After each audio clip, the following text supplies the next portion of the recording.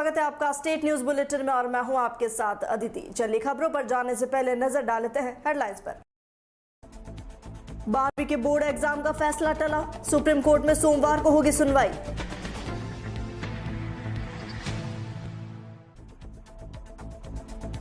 मुख्यमंत्री गहलोत का संवेदनशील निर्णय, अनुकंपा नियुक्ति के 46 प्रकरणों में शिथिलता।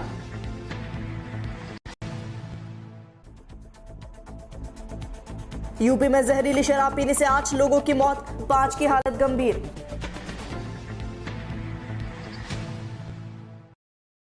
और अब खबरें विस्तार से। Central board of secondary education यानी सीबीएसई और Indian certificate of secondary education board की 12वीं की परीक्षा रद्द करने की याचिका पर अब सोमवार को सुनवाई होगी। कोर्ट में 12वीं बोर्ड परीक्षा रद्द करने की याचिका पर सुनवाई की गई। सुप्रीम कोर्ट ने केंद्र, सीबीएसई और सीआईएससीई को कि 12वीं परीक्षाओं को रद्द करने के निर्देश की मांग करने वाली याचिका पर सुनवाई को सोमवार के लिए स्थगित कर दिया।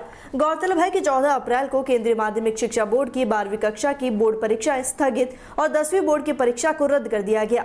ये फैसला प्रधानमंत्री मोदी के नेतृत्व में हुई बैठक में किया गया था। ये परीक्षाएं 4 मई से 14 जून के बीच होनी थी। कोविड-19 की मौजूदा स्थिति को देखते हुए लगभग सभी राज्य शिक्षा बोर्डों, सीबीएसई और इंडियन बोर्ड ऑफ एसोसिएशन ने अपनी 12वीं कक्षा की परीक्षा 2021 को स्थगित कर दिया है।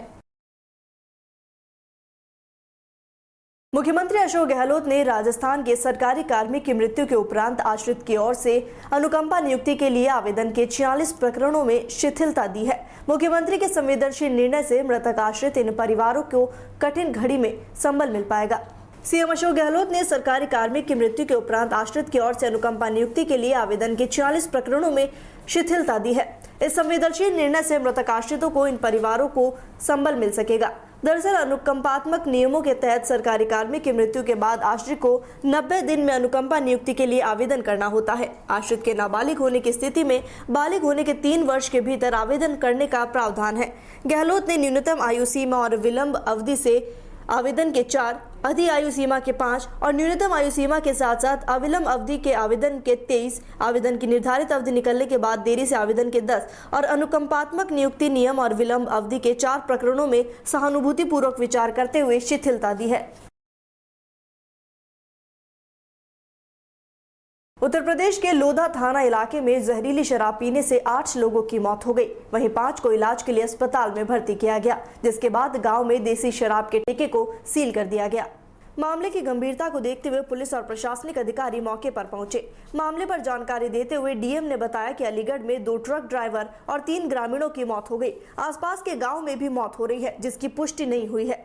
डीएम ने कहा संज्ञान में कुल 8 मृत्यु है, जिनमें 5 की मृत्यु सुबह हुई, तो वहीं 3 की हालत गंभीर होने पर अभी इलाज जारी है।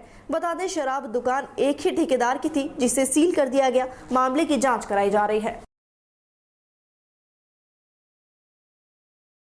खबर राजधानी जयपुर के चोमू से है, जहां एसडीएम उपेंद्र शर्मा ने एक सराहनीय पहल की है। एसडीएम शर्मा ने एक निजी शिक्षण संस्था से युवाओं के लिए ऑनलाइन शिक्षा की व्यवस्था करने के लिए अपील की, जिसके बाद निजी स्कूल मदद के लिए आगे आया। 31 मई से स्कूल प्रबंधक ऑनलाइन कक्षाएं शुरू करेगा। 14 जुलाई तक यानी 45 दिनों तक कक्षाएं चलेंगी। ऑनलाइन तैयारी करने के लिए युवाओं को रजिस्ट्रेशन कराया जाएगा। इसके लिए संस्था ने हेल्पलाइन नंबर जारी किया है। चोमू उपखंड के युवाओं को इस ऑनलाइन क्लासेस का फायदा मिलेगा। सर बताओ सर, क्या है प्रपोजल ये? प्रिंस डिफेंस एकेडमी चोमू के निदेशक श्री कैलाश चौधरी जी से मैंने आग्रह किया कि आप अपने क्षेत्र में आसपास के युवाओं के लिए जो विभिन्न प्रतियोगी परीक्षाओं की तैयारी कर रहे हैं, उनके लिए निःशुल्क एक ऐसा प्लेटफॉर्म तैयार कीजिए ताकि उन्हें तैयारी आप करवा सकें। उन्होंने यह आग्रह स्वीकार कर लिया है और केवल 100 रुपये के रजिस्ट्रेशन शुल्क पर वो सभी विभिन्न अभ्यर्थियों को जो है वो परीक्षाएं जैसे कांस्टेबल, दिल्ली पुलिस, पटवारी, नर्सिंग असिस्टेंट इनकी तैयारी करवाएंगे। ये 45 दिन की अवधि का रहेगा ये कोर्स पूरा। डेली जो है 3 घंटे की क्लासेस होंगी और ये जो 100 रुपये का रजिस्ट्रेशन शुल्क है, यह प्रशिक्षण पूरा होने के बाद में जैसे इनकी जो है तैयारी 45 दिन की पूरी होगी, इसी राशि से सभी युवाओं को जो है प्रशस्ति पत्र और मेमेंटो सौंपे जाएंगे। खबर भीलवाड़ा से है, जहां आर्थिक रूप से कमजोर और जरूरतमंदों को लॉकडाउन में परेशानी न आए, इसके लिए मुख्यमंत्री अशोक गहलोत ने पिछले लॉकडाउन की तरह परिवार के बैंक खाते में 1-1 हजार रुपए जमा कराने के निर्देश दिए हैं। जिला परियोजना अधिकारी अमृतलाल खटीक ने बताया कि ऐसे जरूरतमंद 2433 परिवारों को 1,000 रुपए की आर्थिक सहायता दी गई है। भीलवाड़ा नगर परिषद ने शहर में पहले 1,743 पात्र परिवार सहित किए थे। इस बार की श्रेणी में 3 और 4 पात्र लाभार्थियों को 1,000 रुपए दिए जा रहे हैं। 690 लाभार्थियों को 1,000 रुपए दिए गए। इस योजना में अब तक 2,433 व्यक्तियों को 75,13,000 रुपए की सहायता दी जा चुकी है।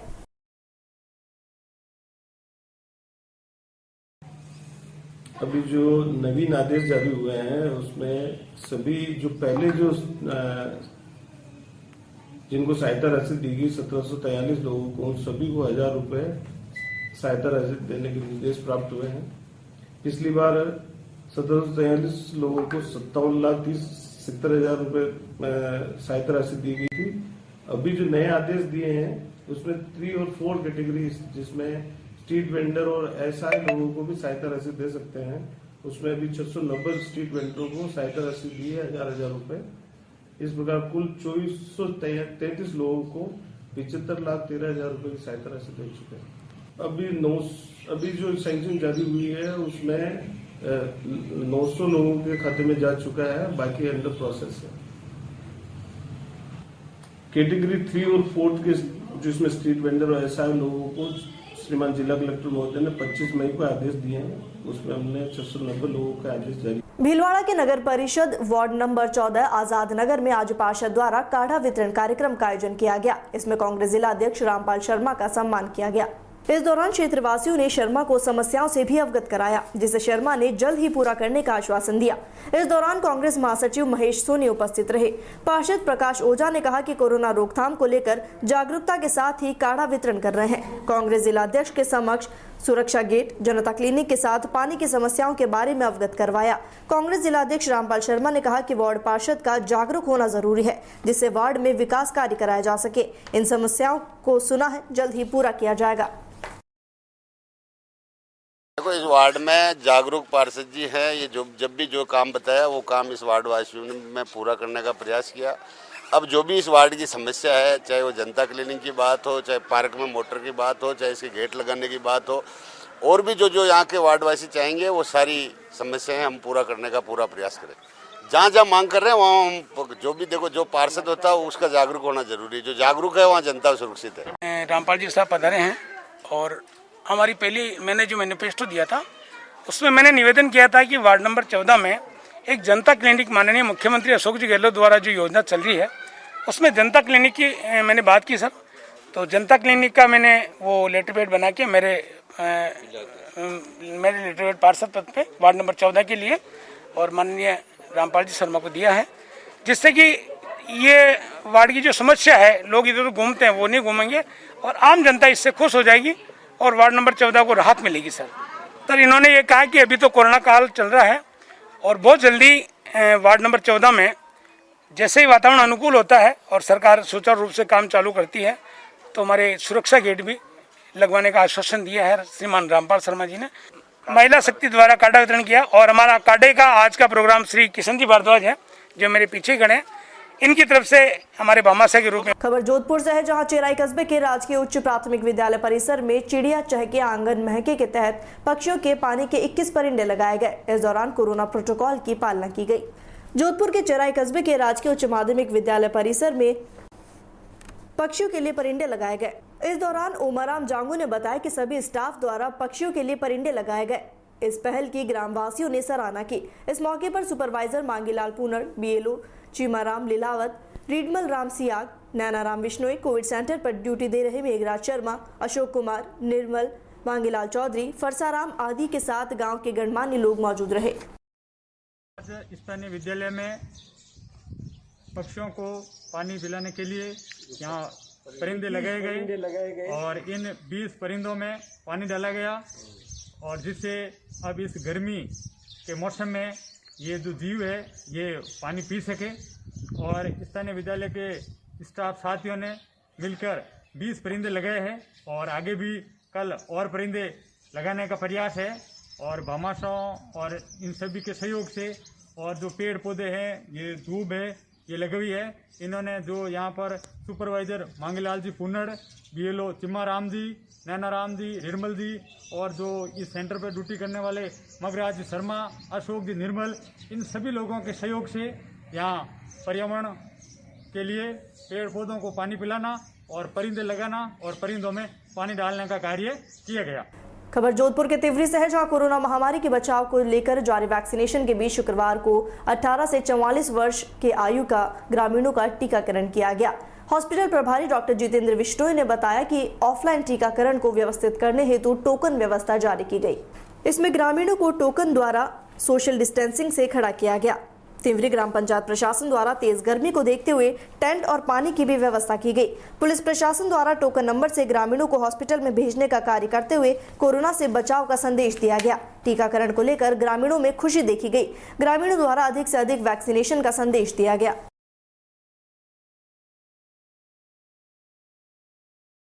18 से 44 वर्ष के युवाओं के हेतु कोवैक्सीन का सेशन आयोजित किया गया है। इसमें हमारे और प्रशासन के साथ मिलकर उचित व्यवस्था की गई है एवं सोशल डिस्टेंसिंग का पूर्ण पालन करते हुए वैक्सीनेशन किया जा रहा है। इसमें आज अपने online on the spot registration की व्यवस्था है। इससे ग्रामीणों को वैक्सीनेशन का फ़ायदा मिलेगा। जैसे कि पूर्व में शिकायतें आ रही थी कि शहर के लोग ग्रामीण क्षेत्रों में स्लॉट बुक करा के वैक्सीनेशन कराते हैं, इसमें पूर्ण फ़ायदा अपने तिवरी पंचायत के ग्रामीणों को मिलेगा।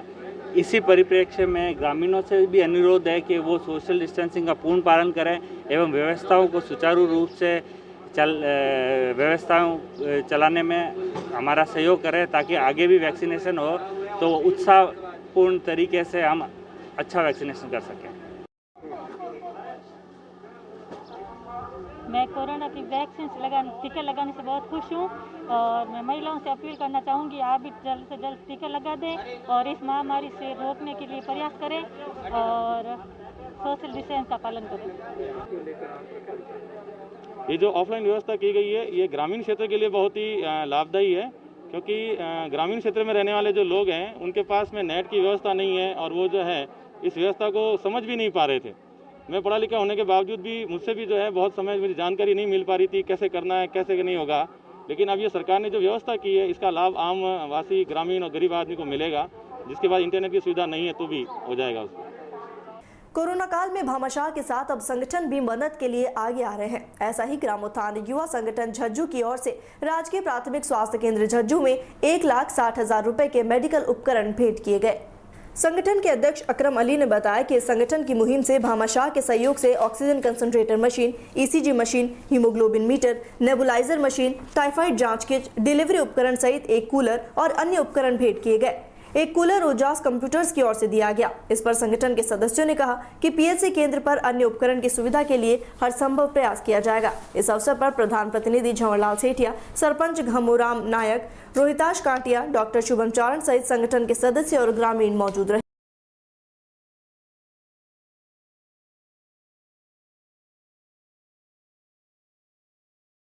वैश्विक महामारी कोरोना की रोकथाम और लोगों की जीवन रक्षा के लिए जालौर सिरोही सांसद देवजी एम पटेल के प्रयासों और प्रेरणा से भामाशाह दिलीप चंदन के सहयोग से विदेश से 50 कंसंट्रेटर मशीनें मंगवाई गई। इनमें से 3 ऑक्सीजन मशीनें औषधालयों में उपलब्ध करवाने के लिए आहोर भेजी गई। इसी तरह आहोर विधायक छगन सिंह राजपुरोहित ने भाजपा कार्यकर्ताओं की उपस्थिति में उपखंड अधिकारी आहोर को तीनों मशीनें सुपुर्द की।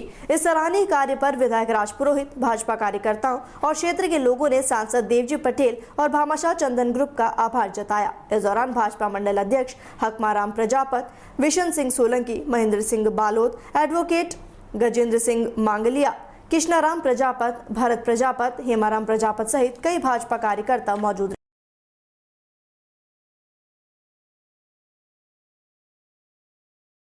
और इसी के साथ फिलहाल स्टेट न्यूज बुलेटिन में इतना ही। देश और दुनिया की तमाम खबरों के लिए बने रहिए DPK न्यूज के साथ। नमस्कार।